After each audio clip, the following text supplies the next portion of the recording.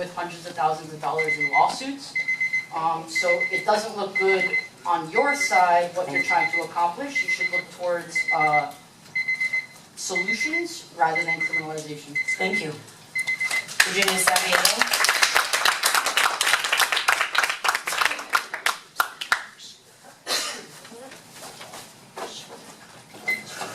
Good evening. My name is Virginia Saviano and I live in West Palm Beach next to Lake Worth. I'm very happy to be in front of you. I grew up here. I've been here 28 years. I went to Lake Worth High, very proud. In the 90s, and I loved how Lake Worth was. I went to Palm Beach Community College, and it is a lot unsafer than it was before, but it is also a lot more beautiful than it is before, and I'm very proud. I'm committed and I care, and that is why I'm running for State House District 87, which is an open seat, because it takes parts of Lake Worth, and I want to let you know that I want to work with Lake Worth. My degree is in marketing, and let me tell you, you do not get ahead, you cannot be successful if you don't do things. So we can't just talk about it without doing. Without the doing, there's nothing. Michael Chase Fox had a great proposition. Let's get a committee of people that agree and that disagree, because in all that, we're gonna get results. We can't just go be all for it or against it, and because we don't agree, we don't do anything. Let's do. That's why I want to win. I want to have the support of the residents, because on the August 30th ballot, my name is gonna be there. And my opponent is also going to be there. And guess what? We're not going to sell District 87 to some rich guy in Boca who lost in Boca 2 years ago with $1 million. So District 87 opened and said, I'm just going to go represent. How can you represent Lake Worth when you don't even know how much costs a gallon of milk?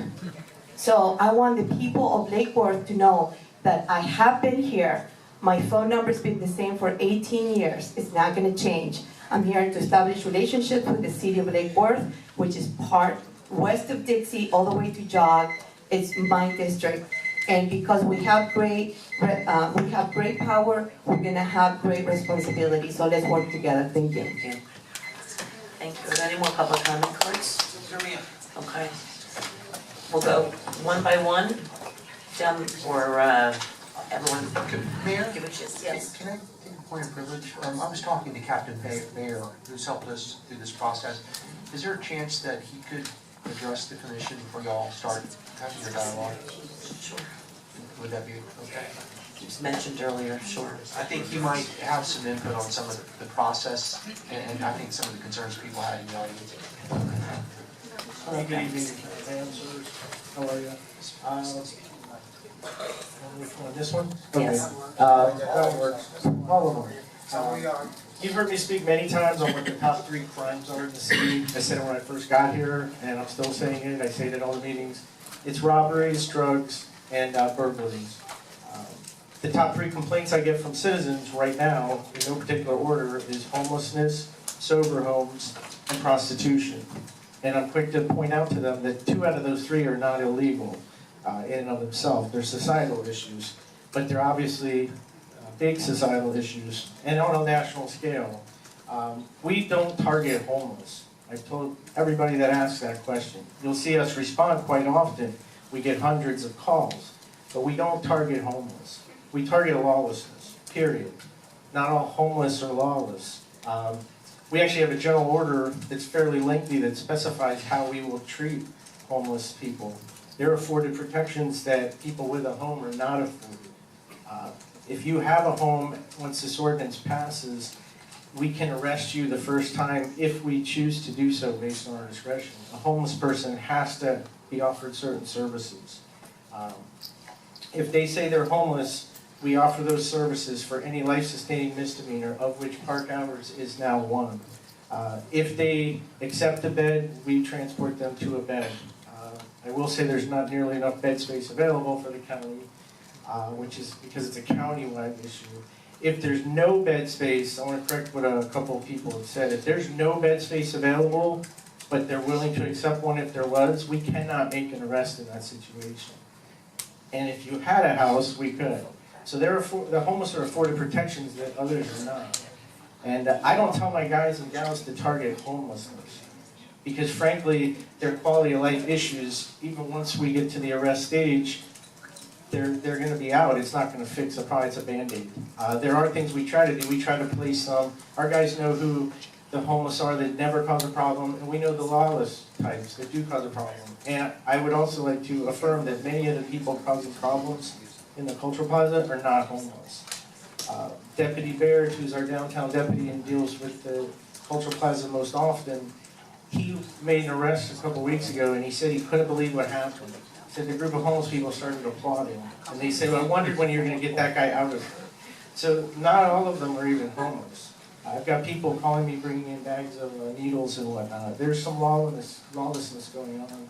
This will help. It's not a cure-all. I don't need to think it's a cure-all, per se. It will help. We were there over 500 times last year. 300 self-initiated and over 200 calls for service. That's a lot of calls for that little parcel of land. It'll help. We've had the same laws and ordinance in effect for my 20 years here. I don't know how far back they go at Bryant Parks, on Surf Ridge. We haven't had any issues. The deputies will use discretion, and it's the supervisor's job to make sure that discretion is not that homeless people get arrested and people without home don't. Discretion is we're going to target the lawlessness and maybe the repeat offenders that they keep going there every night, whether they have a home or not, to shoot up or drink beer or whatever they want to do. We'll target that. That's the discretion.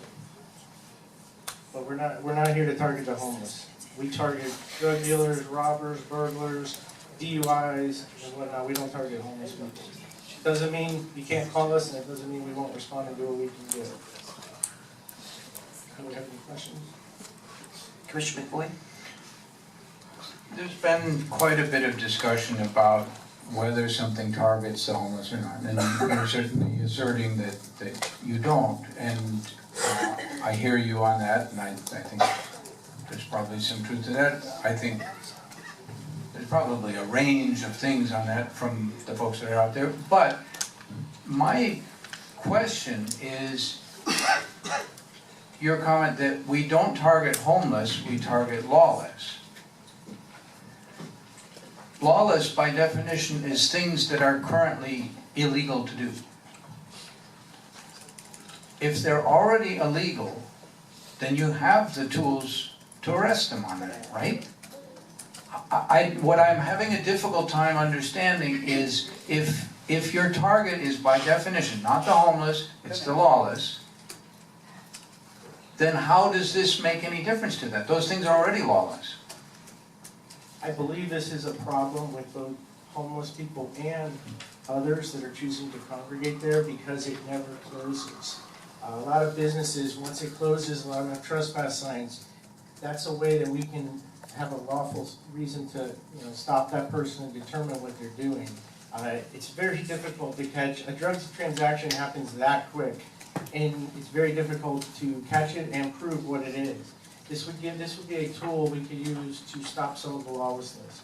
Merely being in the park after the hours you said would allow us to use our discretion to determine who's lawless and who's just walking to their car. And if we determine that they're lawless, it's a reason that we can check them. A drug dealer would never stand at a closed business at night because he knows he's trespassing, and we have a way to stop them and see if they have drugs on them. This never closes, so we have to see it with our own eyes, and that's a very open area. It's very difficult to combat. We're making arrests there. Like I said, this would be a tool. This would help, but it wouldn't, in itself end all the problems. We'll still get complaints. Follow up, I want to make sure everyone gets a chance to. Thank you. It's been asserted that if we do this, the population of folks that might be doing the lawless things or being homeless or whatever will get pushed out into other neighborhoods. From what I heard you just say, that sounds to me like a pretty good theory that it would, because you're saying that if you put up the trespassing signs on a business, then people know doing lawless stuff, don't do it there. I hear all the time about stuff moving off of Dixie and into the neighborhoods next to it. It seems to me that if you make it illegal to be there, People will get the message and, they won't go there. They can't go to John Prince Park. It seems to, and they can't go to the other parks.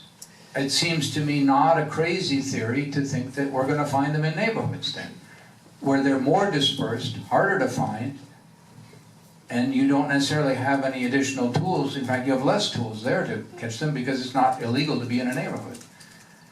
So I guess what I'm hearing is, yes, you have challenges, you need some sort of reason to do some of the law stuff, but I would guess that if somebody's doing something that's clearly lawless, you can already do something about that. My suggestion to my fellow commissioners would be, I heard a very interesting set of different views tonight, including from some people who have experience being homeless. Some of them thought this was a good idea, some of them didn't, maybe for different reasons. It seems to me we're operating a little premature. And I would suggest that we sit ourselves down, take a deep breath, try to get together a group that's somewhat as diverse as what we heard from tonight, and try to list out, what are the things that really bother us? Well, all sorts of illegal activities bother us. Sit down with you. Do you have the tools? If somebody's doing something illegal, is that illegal? And can you do something about it? Some of the other things that maybe aren't illegal, but are, pretty clearly we all agree are undesirable. Public defecation, public urination, yeah, nobody's too keen on that. Well, maybe there's some solutions to that don't involve the kind of clamping down on the community that a lot of people are not happy about. Drug needles being scattered around. Maybe there are other ways of dealing with that, addressing it. Let's take a little bit of a breather and find out, has anybody else done anything? And has it worked? If nobody's got anything and the only thing that's worked around the nation is shut places down and arrest your way out of it, if that's what comes back from the research, fine. But I'm hearing quite a bit that suggests that doesn't work very well. We enforce the law, we make arrests. Sometimes it helps, sometimes they do get displeased. That depends on each case, each person. Sometimes I arrest you once and you turn your life around. Sometimes you go to jail for a long time. Sometimes you move to West Palm or Lantana. I'm not gonna lie. Sometimes it gets displeased. We are meeting. We're gonna meet with the Homeless Coalition. We're gonna have a summit. We regularly go out with the hot team from the Lewis Center. We're doing all that. Like I said, we're not gonna target the homeless people.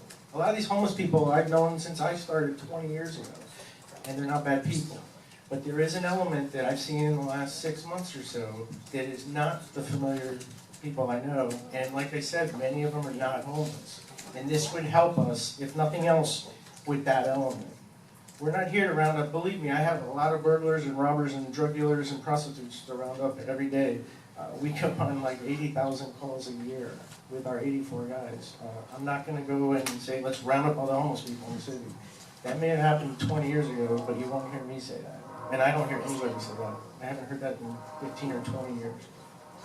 There's just, frankly, regardless of how you feel on the issue, there's just bigger crimes to fight.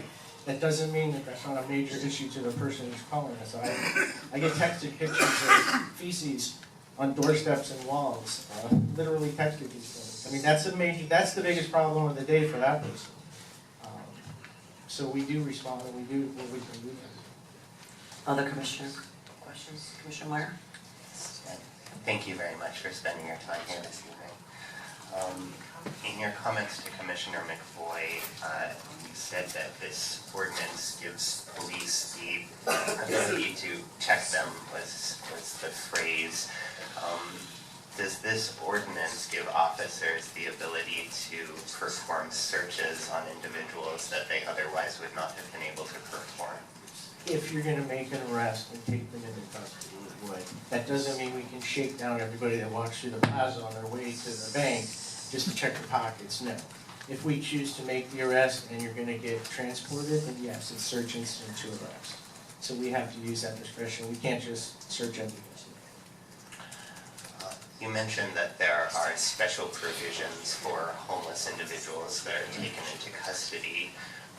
What would be the scenario if an individual either did not want to identify themselves as homeless or did not want to get into the car with a cop?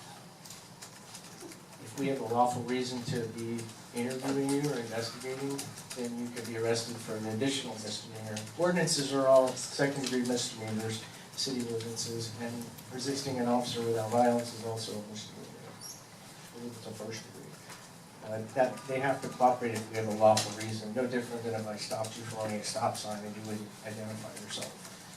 It would be similar to that. But in this scenario, the crime could simply be being in that space, not And that's not running very a stop sign. unusual if someone doesn't want to identify themselves or really. When you have a lawful reason to stop, and that raises flags. It doesn't happen often, it's never happened to me. I've made hundreds, if not thousands of stops in Bryant Parks, on Surrey Park. We've arrested people for drugs, carry concealed guns, prostitution, underage drinking. We've gotten stolen cars. We've gotten all kinds of arrests out of the park based on this park hours, serious arrests. We just took 2 guns off of 2 different guys a few months ago at our park at night.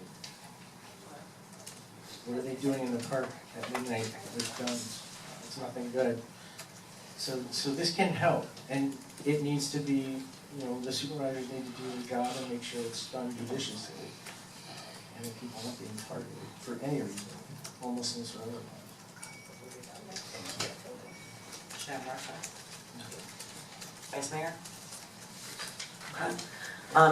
One of the questions that was brought up, and I know some people directed questions towards me, the comments that were made and things that I said, that the persons that I said were not said.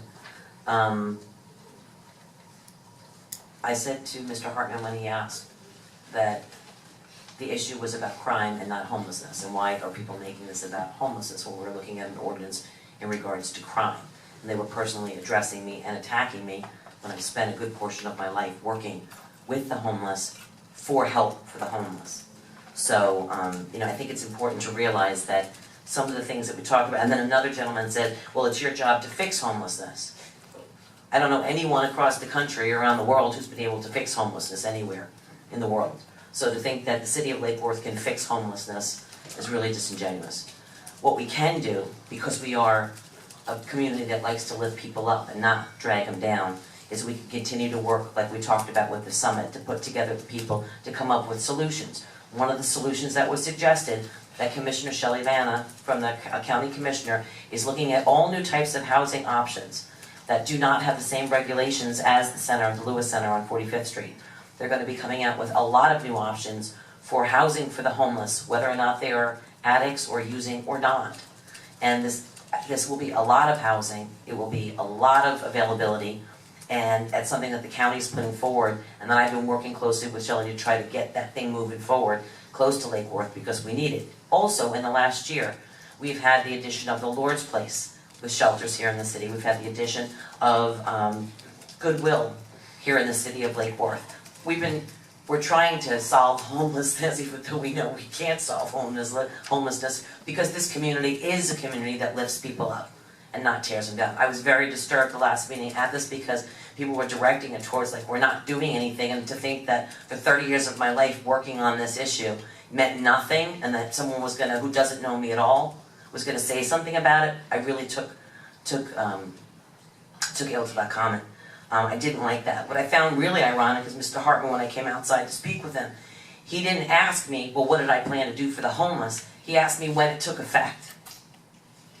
He didn't express to me his concern about the homeless. He asked, is it going to take effect immediately or in 30 days? Those are the only questions that were asked of me, and I can say that for sure.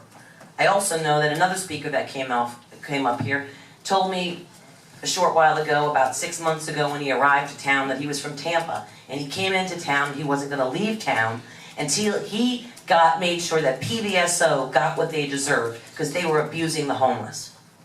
And he was going to stay in town until he proved that PBSO was abusing the homeless people. And now today, he's here telling me a story that we're violating the homeless people's rights. So I don't know what agenda people have for doing this, but we have been working for the benefit and care about the homeless. This issue here that we're talking about in the park is not about that.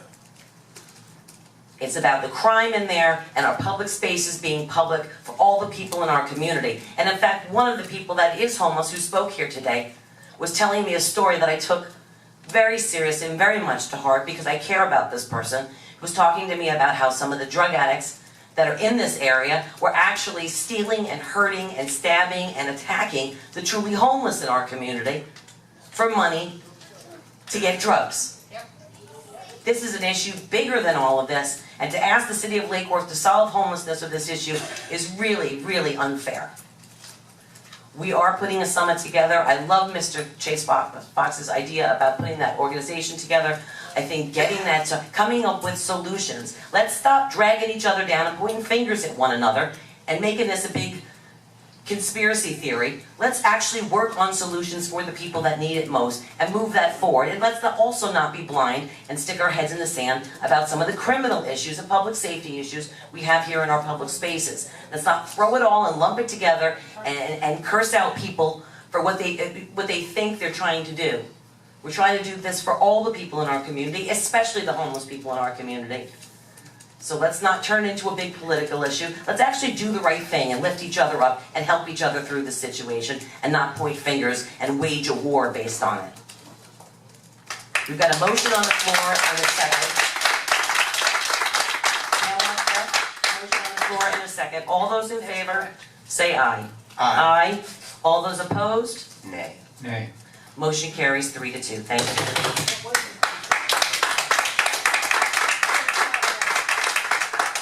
The next item is going to be item new business.